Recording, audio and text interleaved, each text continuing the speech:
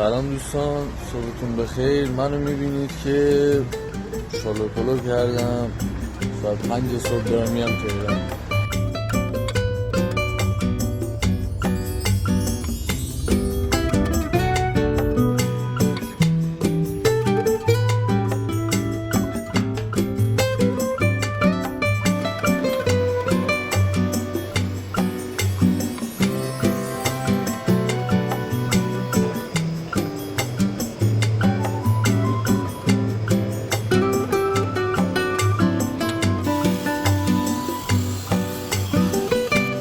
لطفاً گناه منو نشوید، نگاه کنید من کجام.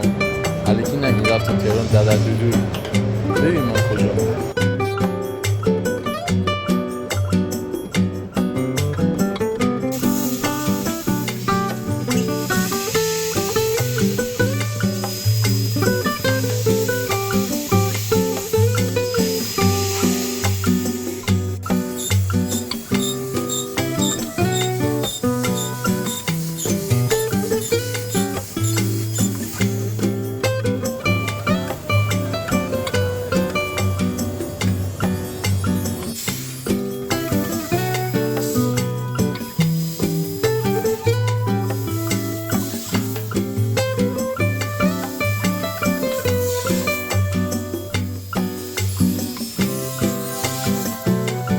واقعا فوق‌العاده است، یعنی واقعا فوق‌العاده است. خیلی